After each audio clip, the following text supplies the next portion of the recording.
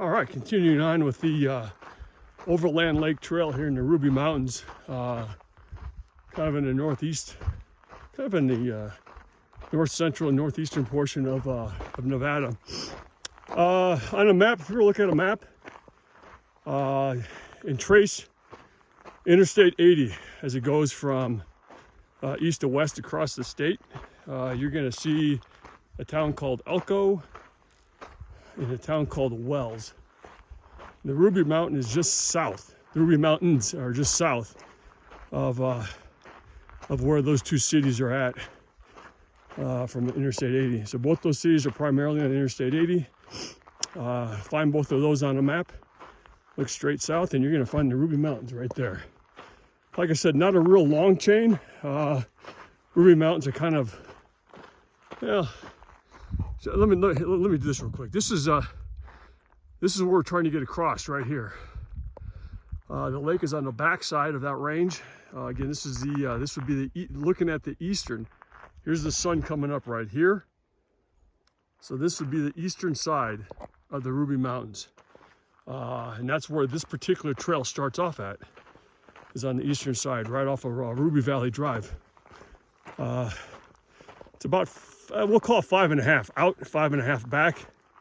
I'm just over mile 3 right now, and I'm pushing about 1,400 feet of ascent right now, of elevation. I think we're going to end up, by the time we get to the lake, I think we're going to end up at right around, I don't know, 2,700 if I remember right. Coming this valley, we did not pass through this here. Where we came from was on the other side of this ridge line here. But I'm just giving you kind of a scan of the Ruby Mountains, a little bit more background on them. The Ruby Mountains are basically, you can call it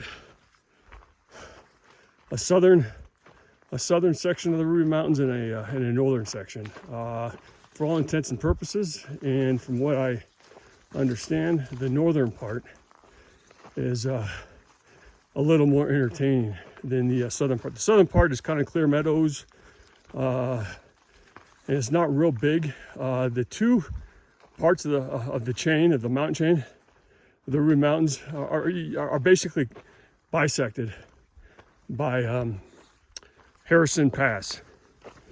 And it's a pass that basically goes from a city called, what the hell is that? There's like a bar and a fire department there. That's all there are. I'll think of it. But anyway, Harrison Pass basically starts from there on the west side, cuts through, up and over, comes across where the Star Mine used to be. I stopped and looked at it. It burned down. The actual mine itself, the mine shaft and what have you, burned down several years ago, like decades ago. And there actually used to be a fairly robust ghost town there, like 5-6 buildings, an outhouse. And taking a look at the pictures from 2007, that was still in pretty good shape, and it's right off of Harrison Pass. And Harrison Pass is a road. Like I said, it goes from the west side of the Ruby Mountains to the east side. Or if you're starting on the east side, it goes from the east to the west, however you want to run it. Up and over. I think the highest point on Harrison Pass at the pass is like 7,500 feet. So, but anyway, Star Mine is right on Harrison Pass. It's right on the road. And I stopped at the ghost town yesterday, and I was thinking about staying there, but it has really become overgrown. And like the outhouse now has been kicked over, lots of beer cans. So obviously it was a place to party and have fun and just kind of, I guess, just dump your garbage there and leave. So I think you know how I feel about that. So I decided to go ahead and back out of there. I looked around. Like I said, it's pretty cool. The mine is right across the street. So if you're staying in the ghost town, you just look across Harrison Pass Road and you'll see the mine right there. The shaft, what little of the loading equipment and the head frame is left. But anyway, where I stayed last night, there is a trailhead for this particular trail, for Overland Lake.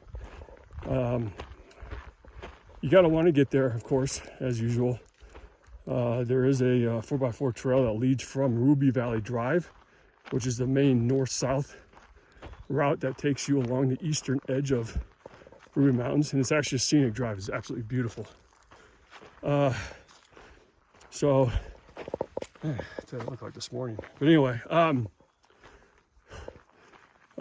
there is a 4x4 trail that leads from Ruby Valley Drive up to the trailhead,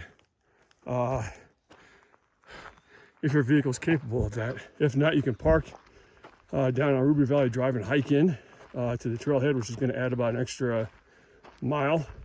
What I did, I was able to make that drive. I actually drove up to the trailhead last night. There's 2 other vehicles that were parked there, and there's probably room for 1, maybe 2 more, but it was not a level area. And seeing as though I was going to camp basically at the trailhead, and then wake up this morning, man, this is beautiful. Wake up this morning and start hiking early, because again, you're on the eastern side, so that means the sun's beating on you all morning, which is fine. I mean, it's like the temperature's like, I don't know, 65 degrees, 70, and by the time I make it over the crest, down by the lake and back, it won't be midday. It'll be late morning, but it still won't be that hot out. But anyway, so what I did was I just kind of went up and checked things out at the trailhead. Those vehicles looked like they had been there for a while, so I assumed that they had parked and were hiking a longer trail, like maybe Ruby Crest Trail, which spans the entire crest line in the ridge of the mountains. Again, it's kind of a bucket list thing I'd like to do. Well, I will do.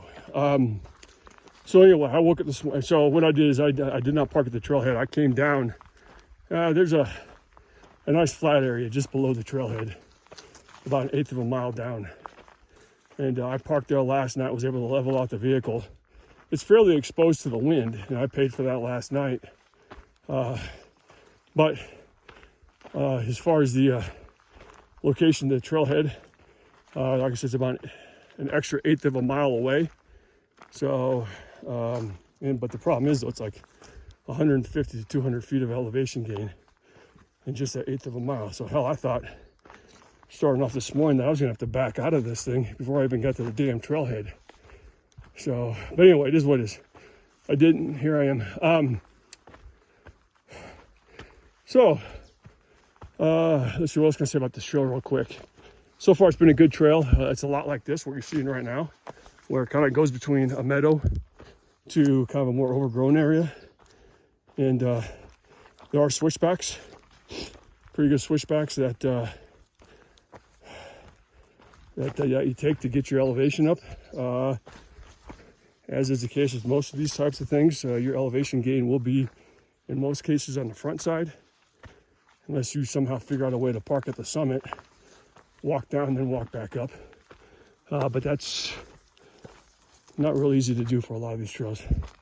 So anyway, so the elevation gain will all pretty much be on the front side of this. So when I get to the lake, I'll give you a distance, which is probably going to be close to, with my extra distance to the trailhead this morning, like I said, that's about 1/8 of a mile. What I tell you, once I get to the lake, it's going to be a little bit longer than if you were to start your watch at the actual trailhead. I started it where I left from because I wanted credit for that extra distance and elevation gain. Why not? I'm doing the work, might as well get credit for it. So I'm starting to see footprints now. This is a combination horse / hiking trail. There are no motorized vehicles allowed on this, like motorcycles or e-bikes. Nothing like that's allowed here. So horses here are permittable here. But some of the footprints I'm seeing now are not horse prints, so they're other four-legged animal prints. In the scat that I'm seeing, this obviously is horse up here. But I'm also seeing a combination of that. Not much deer scat so far, but other scat that is more reminiscent of like a bobcat or mountain lion. So it's just something to think about when you're out here. I do have a canister of bear spray with me in case I need that for either the 4-legged or the 2-legged situation, if I were to encounter such a thing. So anyway, I'm gonna continue working my way through stuff like this here. Get up, get through, over whatever the hell it is that we have to do through this ridge line up here, and come down the other side to the lake. So so far it's been a cool trail. I'm about almost 3.5 miles in. Like I said, my guess is that once I kiss that lake, it'll be right about 5.5 miles, somewhere in the area of 2,700 feet of elevation. Again, those are just guesses. I will get you my confirmed numbers once we get over there. But I just want to touch base again here as we work our way through the Overland Lake Trail here in the Ruby Mountains of the state of Nevada. All right, we'll meet up again at the lake. We're close to it.